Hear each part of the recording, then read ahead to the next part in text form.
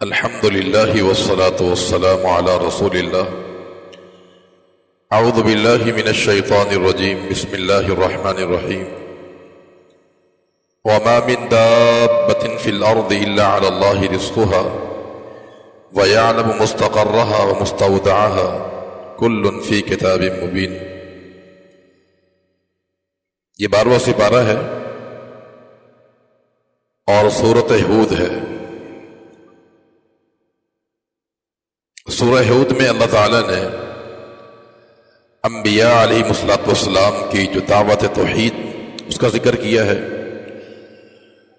اور ان کی قوموں نے جب انکار کیا تو اللہ تعالیٰ نے کس قسم کے عذاب سے ان کو دوچار کیا، اور قوموں کے برے انجام کا یہاں ذکر کیا گیا ہے. سیدنا ابوبکر صدیق رضی اللہ تعالی عنہ نے نبی کریم صلی اللہ علیہ وسلم سے سوال کیا تھا کہ یا رسول اللہ صلی اللہ علیہ وسلم، آپ بوڑھے ہو گئے ہیں، آپ پر بڑھاپے کے آثار نمایاں ہیں، اس کی کیا وجہ ہے؟ تو نبی کریم صلی اللہ علیہ وسلم نے فرمایا تھا کہ مجھے سورۃ ہود نے اور عما یتساءلون، اذا الشمس کورت، اذا السماء انفطرت، اس قسم کی صورتوں نے مجھے بوڑھا کر دیا ہے. یہاں بڑھاپے سے مراد بالوں کا سفید ہونا نہیں ہے، کیونکہ نبی کریم صلی اللہ علیہ وسلم کے بال سفید نہیں ہوئے تھے. چند بال تھے جو آپ کے سفید ہوئے تھے، جن کی تعداد 12 بنتی ہے. تو 12 بال اگر انسان کے سفید ہو جائے وہ انسان بڑھاپا نہیں اس کا ہوتا ہے. یہاں بڑھاپے سے مراد آپ صلی اللہ علیہ وسلم کے جو اعصاب تھے ان میں ذوق پیدا ہو گیا تھا، اور اسی لیے آپ صلی اللہ علیہ وسلم بعض اوقات فطر کی نماز بیٹھ کر ادا کرتے تھے اعصاب کی کمزوری کی وجہ سے. سورۃ الہود میں ایسی کیا وجہ ہے کہ جس کی وجہ سے نبی کریم صلی اللہ علیہ وسلم کمزور ہو گئے یا آپ کے اعصاب کمزور ہو گئے؟ اس کی 2 توجہ سامنے آتی ہے. ایک وجہ یہ معلوم ہوتی کہ اس سورت کے اندر چونکہ انبیاء کے واقعات ہیں، نوح علیہ السلام ہیں، ہود ہیں، صالح ہیں، ابراہیم ہے، قوم لوط ہے، قوم موسیٰ کا ذکر ہے، ان پر کیا کیا عذاب آئے. تو یا تو اس سورت کا جو اسلوب اور جو مضامین ہے وہ سبب بنے ہیں آپ کے کمزوری کے. اس کی دوسری وجہ یہ ہے کہ اس سورت کی آیت نمبر 112 کہ فاستقم کما امرت، کہ آپ کو جتنا حکم دیا گیا ہے آپ نے اتنا ہی عمل کرنا ہے. استقامت کا حکم دیا گیا ہے، اور استقامت ایک مشکل ترین عمل ہوتا ہے. استقامت کا معنی یہ کہ جتنا آپ کو کہا گیا ہے نہ اس سے زیادہ نہ اس سے کم، نہ آگے بڑھنا نہ پیچھے ہٹنا ہے.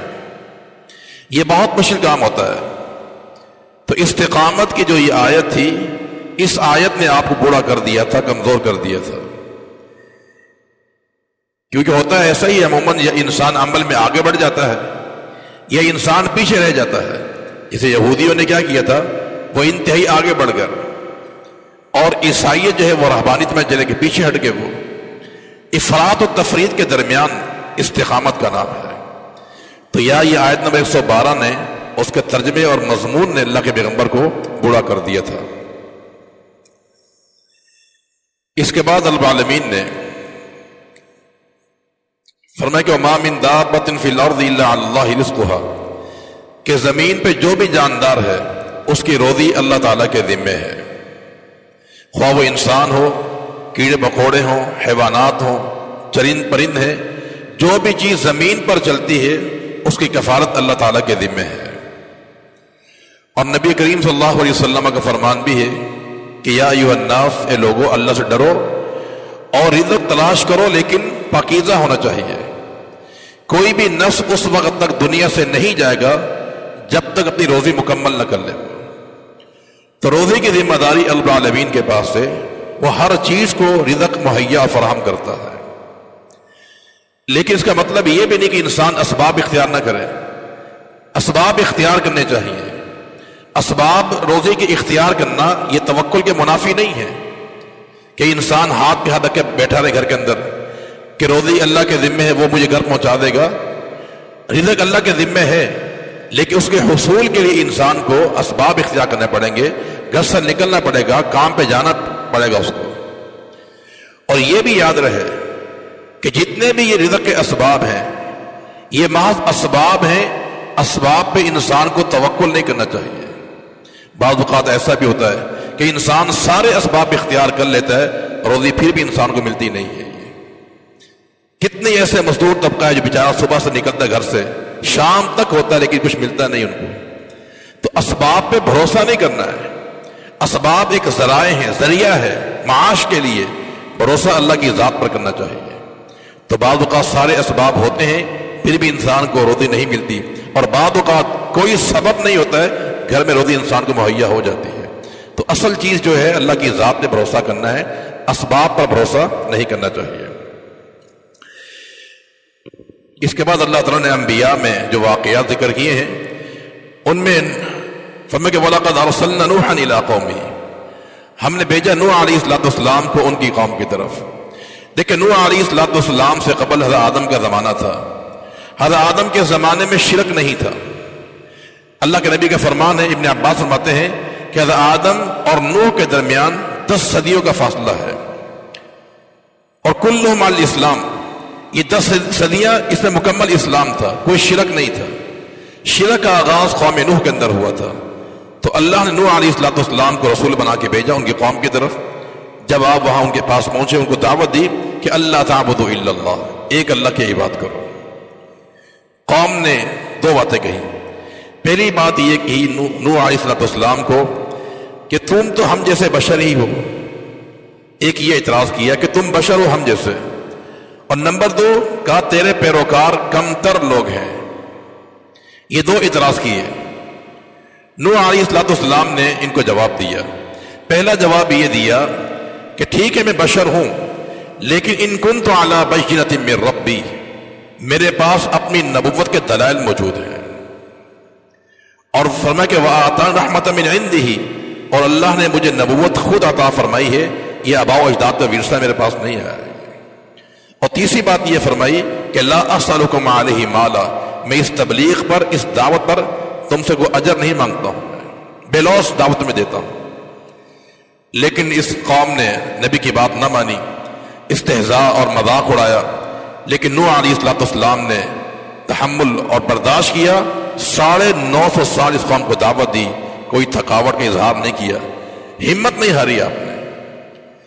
لیکن جب اللہ نے یہ بتا دیا کہ نوح یہ قوم مسلمان ہونے والی نہیں ہے، تو پھر اس پیغمبر نے بد دعا کی تھی، اور اللہ نے حکم دیا کشتی بنائی جائے۔ کشتی کو بنایا گیا، پھر بھی قوم نے مذاق اڑایا تھا۔ مذاق یہ اڑایا تھا کہ اے نوح تم کشتی بنا رہے ہو لیکن یہاں پانی کا نام و نشان نہیں ہے۔ لیکن جب کشتی تیار ہو گئی، قرآن نے کہا فَإِذَا جَاءَ أَمْرُنَا وَفَارَتِ التَّنُّورُ، جب کشتی بن گئی تو تندور سے پانی نکلنے لگا۔ اس کے 2 معنی ہیں تندور کے۔ ایک معنی تو یہ ہے کہ اس علاقے میں جتنے تندور تھے وہ پانی ابلنے لگے، حالانکہ عموماً تندور میں آگ ہوتی ہے، یعنی اتنا پانی تھا کہ وہ مقام جہاں آگ ہوتی ہے اس سے بھی پانی نکل رہا تھا۔ ایک معنی اس کا یہ ہے۔ یہ ایک اس کا معنی یہ ہے کہ طوفان کی علامت یہ ہے کہ نوح علیہ السلام کے گھر میں جو تندور ہے وہ ابلنا شروع ہو جائے گا، تو سمجھ جائے کہ طوفان آنے والا ہے۔ یہ دونوں اس کے معنی مفسرین نے کیے ہیں۔ بال پانی آ گیا، کشتی اس میں چلائی گئی، اور نوح علیہ السلام اور ان کے ماننے والے 80 افراد اس میں سوار ہوئے۔ وقال اركبوا فيها بسم الله مجريها ومرساها ان ربي لغفور رحيم۔ کشتی چلتی چلتی انہیں ایک پہاڑی پر لے گی، جودی مقام پر جو ہے، یہ عراق کے قریب مقام ہے، وہاں پر یہ کشتی آپ کو لے کے چلے گی۔ اللہ رب العالمین نے 80 بندوں کو بچا لیا تھا، باقی نوح کی بیوی، نوح کا بیٹا جو ہے وہ پانی میں غرق کر دیا گیا تھا۔ آپ نے دعا بھی کی تھی ان ابنی من اہلی، یا اللہ میرا بیٹا میرے اہل میں سے اس کو بچا لے۔ فرمایا انہ لیس من اہلک، یہ تیرے اہل میں سے نہیں، تیرے ماننے والا نہیں ہے۔ تو بالآخر اس قوم کا اللہ رب العالمین نے یہ انجام کیا کہ اس کو پانی میں غرق کر دیا گیا۔ اس واقعے میں ہمیں کچھ اس سے فوائد معلوم ہوتے ہیں۔ پہلا فائدہ اس واقعے سے ہمیں یہ معلوم ہوتا ہے نبی کریم صلی اللہ علیہ وسلم کی صداقت، کہ آپ کتنے سچے رسول تھے کہ آپ نے نوح علیہ السلام کا واقعہ صحیح صحیح سنا دیا جبکہ اس دور میں آپ موجود نہیں تھے. یہ آپ کی صداقت کی دلیل ہے. اور نمبر 2، ایک انسان جتنا بھی نیک اور صالح کیوں نہ ہو، وقت کا نبی کیوں نہ ہو، وہ اپنے بیٹے کو بھی ہدایت نہیں دے سکتا ہے. ہدایت دینا یہ اللہ رب العالمین کے ذمہ ہے. نوح علیہ السلام ولی کامل تھے، وقت کا پیغمبر ہے، لیکن ساری کوشش کے باوجود بھی اپنے بیٹے کو مسلمان نہیں کر سکے. اور اس سے تیسرا چیز یہ معلوم ہوتی ہے کہ اخروی نجات کا دور و مدار خاندان پر نہیں ہے، نسب پر نہیں ہے. نوح کا بیٹا کامیاب نہیں ہوا، ان کی بیوی کامیاب نہیں ہوگی، تو اخروی نجات کا دار و مدار اعمال صالحہ پر ہے اور توحید پر قائم ہے. اس کے بعد دیگر انبیاء کے واقعات اللہ رب العالمین نے بیان فرمائے ہیں. قوم عاد کے، قوم ثمود کے، ابراہیم علیہ السلام کے واقعات بھی اللہ رب العالمین نے ارشاد فرمائے ہیں، اور ان کی قوموں نے کیا کیا ان کو جواب دیا. یہ تمام تفصیلات سورۃ ہود میں ذکر کی گئی ہے. نتیجہ یہی نکلا کہ ان قوموں نے جب انکار کیا، انبیاء کی تکذیب اور مخالفت کی، اللہ نے ان اقوام کو تباہ و برباد کر دیا تھا. اس کے بعد سورہ یوسف ہے. بسم اللہ الرحمن الرحیم. الف لام را تلک آیات الکتاب المبین انا انزلناه قرآنا عربیا لعلکم تعقلون نحن نقص عليك احسن القصص بما اوحینا الیک هذا القرآن وان كنت من قبله لمن الغافلین. یہ سورہ یوسف اس زمانے میں نازل ہوئی کہ جب مکہ المکرمہ میں نبی کریم صلی اللہ علیہ وسلم اور صحابہ کرام کی جو زندگی تھی، ان کی عرصہ حیات کو تنگ کر دیا گیا تھا، اور اپنوں نے ہی ظلم و ستم کے پہاڑ توڑے تھے. تو اللہ کے پیغمبر بڑے پریشان تھے. تو ان حالات میں یہ سورہ یوسف نازل کی گئی کہ اس سے قبل یوسف علیہ السلام پر بھی ظلم اپنوں نے کیا تھا، ان کے سگے بھائی تھے. تو یہ آپ کو تسلی دینے کے لیے اس سورہ کو نازل کیا گیا تھا کہ جیسے آپ مکہ والے آپ کے رشتہ دار ہیں، آپ کے اپنے آپ کو ظلم کر رہے ہیں، تو یوسف علیہ السلام پر بھی ان کے اپنے بھائیوں نے ظلم و ستم کیا تھا. لیکن نتیجہ کس کے حق میں آیا تھا؟ ان کے حق میں آیا، یوسف علیہ السلام کے. یہی بھائی جو ہے مل کر معافی مانگنے کے لیے سامنے آئے ہوئے تھے. تو وقت دور نہیں ہے کہ یہ مکہ والے آپ کے سامنے آئیں گے، عاجزی کریں گے اور آپ سے معافی مانگیں گے. یوسف علیہ السلام کا جو واقعہ قرآن نے ذکر کیا ہے، قرآن نے کہا یہ واقعہ احسن القصص ہے. جتنے قرآن نے واقع سنائے ہیں دیگر افراد کے، سب میں احسن قصہ ان کا قصہ ہے. یعنی واقعتاً قصہ یوسف جو ہے عجیب و غریب ہے. اگر آپ مطالعہ کریں سورہ یوسف کا تو آپ کو عجیب نظر آئے گا کہ کبھی تو اس کے اندر کمال درجے کا غم ملے گا آپ کو کہ باپ غمگین ہے، پریشان ہے، رو رو کے بینائی چلی گئی ہے. اور کبھی اسی صورت میں آپ کو اعلیٰ درجے کی خوشی بھی حاصل ہوگی. اور اس سورہ میں عجیب یہ بھی ہے کہ کمال درجے کی بے بسی اور اس سے زیادہ اقتدار کہ یہی بھائی تھے بے بس ہو کے ان کے پاس پہنچے ہوئے یوسف علیہ السلام کے پاس. اور آپ کو اس میں ایک عجیب واقعہ یہ بھی ملے گا کہ ایک طرف گناہ کی دعوت ہے، حوض کا نشانہ بنایا جا رہا ہے، اور دوسری طرف کیا ہے؟ وقت کا پیغمبر عفت اور پاک دامنی کا اظہار کر رہا ہے. تو یہ صورت جو ہے کبھی انسان کو رلاتی ہے، کبھی انسان کو خوش کرتی ہے یہ. اور اسی لیے مفسرین لکھتے ہیں کہ جو انسان غمگین ہو، پریشان ہو، ڈپریشن کا شکار ہو، اس سے یہ سورت کی تلاوت کرنی چاہیے. ترجمے اور معانی کے ساتھ جو ہے اس کا غم دور ہو جائے گا. سیدنا عمر رضی اللہ تعالی عنہ فجر کی نماز میں عموماً اس کی تلاوت کیا کرتے تھے اور رو رو کے یہ پڑھا کرتے تھے. اور جس وقت آپ پر قاتلانہ حملہ ہوا تھا اس وقت بھی آپ یہی سورہ پڑھ رہے تھے. تو اس کے معنی پر غور کیا جائے تو یہ عجیب و غریب صورت ہے. اس لیے قرآن نے اس کو احسن القصص قرار دیا ہے. یہ قرآن کا سب سے احسن قصہ یہی ہے. فرمایا کہ لقد كان في يوسف واخوته آیات للسائلین، کہ یوسف علیہ السلام اور ان کے بھائیوں کے قصے میں سوال کرنے والوں کے لیے نشانی ہے. اس سے بات معلوم ہوتی ہے کہ اللہ کے پیغمبر سے کوئی سوال کیا گیا تھا. یہ سوال کیا تھا؟ سوال یہ کیا گیا تھا کہ ابراہیم علیہ السلام کا آبائی وطن فلسطین تھا، شام تھا، لیکن یہ بنی اسرائیل مصر میں کیسے آگے آباد ہو گئے؟ آبائی خاندان تو ان کا فلسطین تھا. تو اس سورہ میں اس کا مکمل جواب دیا گیا ہے کہ بنی اسرائیل جن کا آبائی علاقہ فلسطین تھا وہ مصر میں کیسے آ کے آباد ہوئے، اس کی پوری تفصیلات اس سورہ میں بیان کی گئی اور اس سورہ کو نازل کیا گیا تھا۔ یوسف علیہ السلام نے خواب دیکھا تھا کہ 11 ستارے ہیں، ایک چاند اور ایک سورج، ان کے سامنے سجدہ رہے تھے۔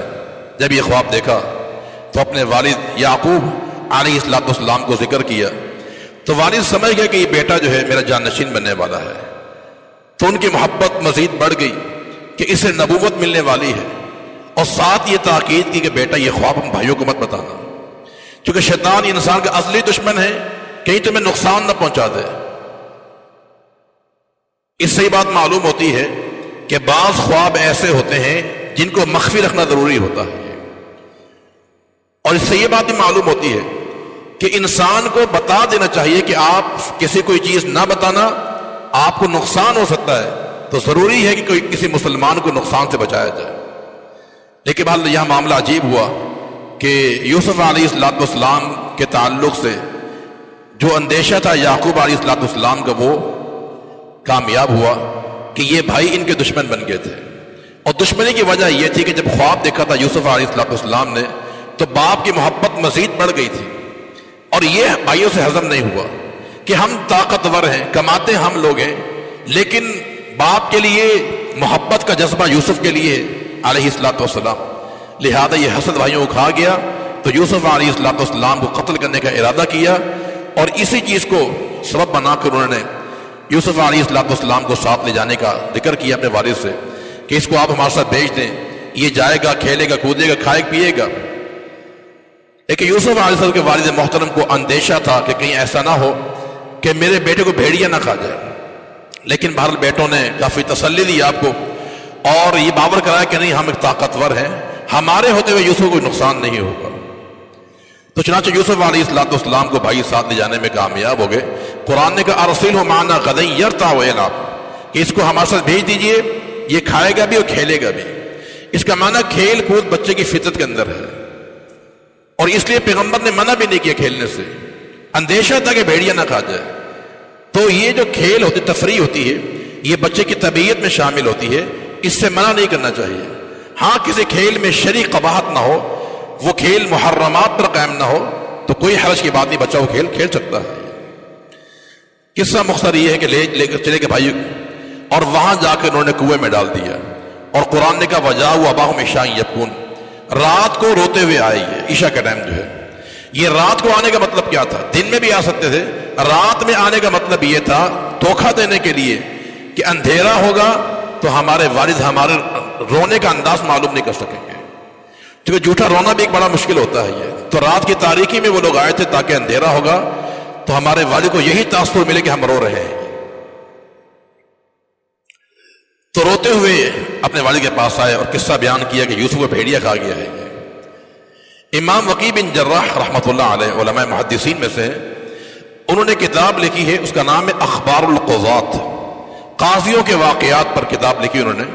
اس میں قاضی کا واقعہ لکھتے ہیں کہ ایک قاضی کے سامنے ایک مدعی آیا، اس نے رو رو کے اپنا وہ مقدمہ سنایا قاضی وقت کو، لیکن قاضی پر کوئی اثر نہیں ہوا اس کا، اور اس کے خلاف مقدمہ جاری کیا۔ مدعی نے کہا قاضی سے کہ میں نے آپ کو رو رو کے واقعہ سنایا اپنا، لیکن آپ نے پھر بھی کوئی اثر آپ میں نہیں ہوا۔ تو قاضی نے کہا جب سے میں نے قرآن پڑھا ہے نا کہ وجاءوا اباہم عشاء یبکون، کہ یوسف کے بھائی بھی روتے ہوئے آئے تھے۔ دعویٰ جو ہے رو کر ثابت نہیں ہوتا ہے، دلائل کے میدان سے ثابت ہونا چاہیے۔ تو عموماً جھوٹے رویا بھی کرتے ہوتے ہیں۔ تو وجاءوا اباہم عشاء یبکون، آپ نے دیکھا 10 محرم میں کیا ہوتا ہے، جھوٹے رو رہے ہوتے ہیں اور ایک غم کا اظہار کر رہے ہوتے ہیں۔ تو بہرحال یہ رات کو آئے بھائی، قصہ پورا سنایا۔ ادھر بالامین یوسف علیہ السلام کو کنویں میں ڈال دیا گیا تھا انہوں نے، تو ایک قافلہ وہاں سے گزرا، انہوں نے وہاں سے نکال لیا، اور یوسف علیہ السلام مصر چلے گئے، اور مصر کے بازار میں ان کو فروخت کر دیا گیا۔ خریدار جو ہے عزیز مصر تھا، مصر کا جو بادشاہ تھا اس نے اس کو خرید لیا، گھر لے آئے، اور وہ بے اولاد تھا۔ عجیب بات یہ ہے کہ فرعون بھی بے اولاد تھا، اور یہ عزیز مصر بے اولاد تھا۔ فرعون کے گھر میں حضرت موسیٰ کی پرورش ہوئی تھی، اور اس کے گھر کے اندر جو ہے یوسف علیہ السلام کی پرورش کی گئی تھی، اور یہ بڑے حسین و جمیل تھے۔ جو جوان ہوتے گئے تو عزیز مصر کی بیوی نے ان کو ورغلایا، پھر وراودته التي هو في بيتها عن نفسه وغلقت الابواب، اس نے ورغلایا، سارے دروازے بند کر دیے گئے اور دعوت گناہ دی گئی۔ لیکن یوسف علیہ السلام پیغمبر تھے تو رب العالمین نے ان کے اخلاص کی وجہ سے اور تقوی کی بنیاد پر اس خاتون کی برائی دعوت سے بچا لیا۔ اور اللہ کے پیغمبر کا فرمان بھی ہے کہ سبعۃ یظلھم اللہ فی ظلہ یوم لا ظل الا ظلہ، 7 قسم کے افراد ایسے ہیں کہ جنہیں اللہ تعالیٰ اپنے عرش کا سایہ عطا فرمائے گا۔ ان 7 میں رجل دعته امرأة ذات منصب و جمال، وہ شخص بھی ہے، وہ نوجوان کہ جسے کوئی خاتون دعوت گناہ دے، وہ خاتون حسین و جمیل بھی ہو، اچھے خاندان کی ہو، اور وہ نوجوان یہ کہہ دے انی اخاف اللہ، مجھے اللہ کا ڈر ہے۔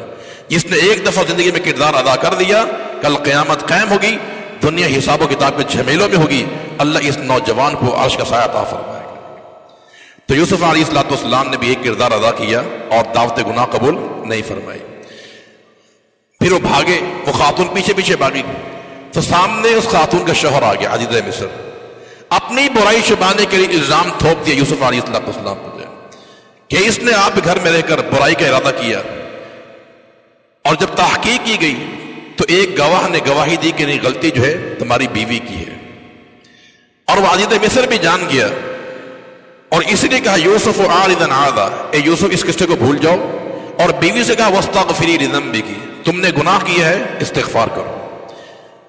لیکن بعد یہ قصہ چھپا نہیں، جس طرح مشک خوشبو چھپتی نہیں ہے تو عشق کا معاملہ بھی چھپتا نہیں ہوتا ہے۔ تو یہ واقعہ مصر کے اندر پھیل گیا، خواتین نے ملامت کیا عزیز مصر کی بیوی کو کہ بادشاہ کی بیوی ہے اور ایک غلام پر فریفتہ ہو گئی ہے۔ ہاں کوئی سردار ہوتا، کوئی حسین و جمیل کا پیکر ہوتا تو پھر بات سمجھ میں آتی تھی، ایک غلام پر تم فریفتہ ہو گئی۔